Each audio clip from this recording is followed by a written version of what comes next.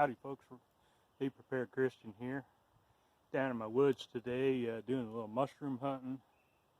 Beautiful spring day. We got rain a couple days ago and it's in the mid-50s right now.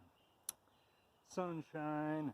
It's really nice, but I hadn't made a video in a while and I kind of wanted to talk to y'all about something on, I've written a couple articles online over the years, several articles actually, on the rule of threes, and I get some strange feedback sometimes that people don't think they apply to them and things like that, so I kind of wanted to do a video on the rule of threes and go over what it is and why it should apply to you. And it's a survival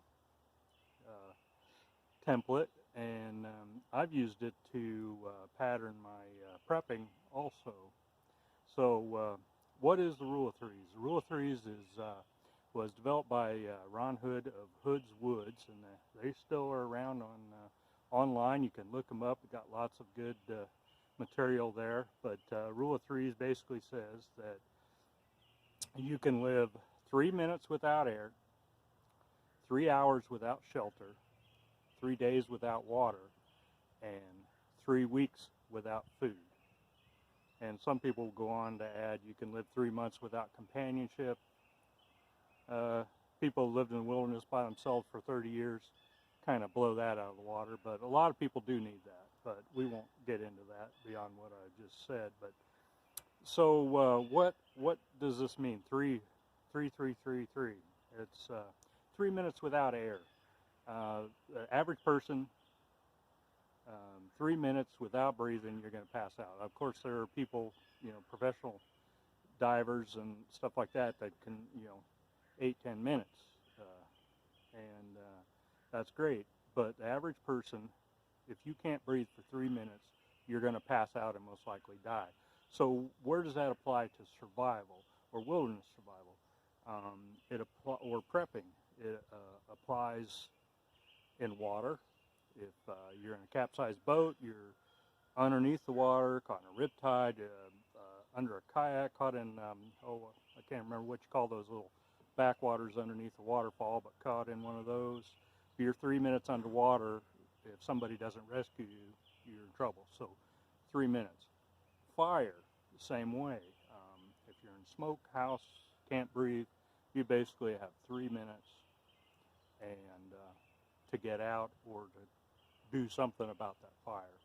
And that's prepping your house. Do you have fire extinguishers? Do you have something that'll wake you up and get you out of the house? Your fire alarms work, your CO2 sensors, does it work? 3 minutes without air and you're done.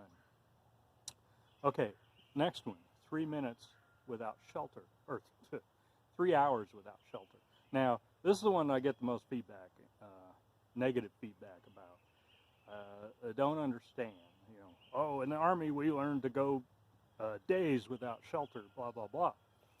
What this is talking about is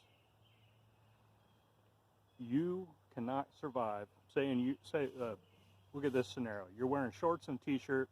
It's nice. I've got a jacket on. I don't need it today. It's really nice out. Say you're out hiking, and this happened a few years ago in Missouri, and guy, Air Force veteran, and his 2 sons out hiking, and they got turned around on the trail, and they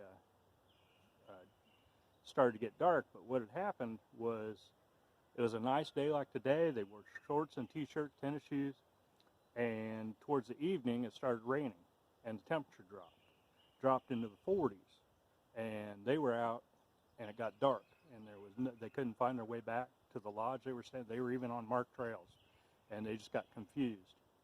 What happened is they died of hypothermia that night, all 3 of them, because they weren't prepared. They went more than 3 hours without shelter. They were wet. They had no shelter. Now, if you're out in the woods, obviously you're hunting, you're wearing not warm clothes. Warm clothes is shelter. Fire can be shelter. As anything that keeps your body temperature where it's supposed to be Shade could be shelter if you're at 130 degrees.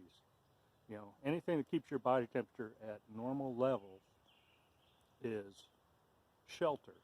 If you get too cold or too hot, basically in extremes, you have 3 hours before you're non-functional and going to die. That's what 3 hours without shelter means. And then 3 days without water. Now, you ask a person that doesn't know anything about wilderness or anything, is like, okay, you're out in the middle of the wilderness, you decide you've become lost, what's the first thing you do? They say, look for something to eat. Okay. Well, water is a lot more important than food. And water, you can go about 3 days. I mean, obviously you can go more, usually, but if you're actively trying to get yourself rescued, 3 days is about it for no water before you start acting kind of strange and things start happening to you and you start shutting down. And it's just a rule of thumb, some people, all these things, some people go longer, some people may go shorter. So, but 3 days without water and you know that you're in trouble and you need to start drinking some, getting hydrated. So then we've got 3 weeks without food. And that's what I just say, somebody first lost, first thing they do is look around for food. Well, you can go 3 weeks without eating. Some of us can go a little longer. But just realized I got a big branch right in my way. There, how's that? But 3 weeks without food. Obviously, if you're doing heavy exercise, stuff like that, it's going to burn up more, and you'll probably go shorter. But you can go a long time without eating, and still make good decisions as long as you pace yourself, go slow, and 3 weeks, you're probably safe. So, that's the rule of threes in a nutshell. It's not a hard and fast rule, but it's a rule of thumb. And as I said, I look at it in prepping as well. That it just takes care of all your prepping needs. You've got your air, which I already mentioned, water and fire. You've got your body temperature, which is your home.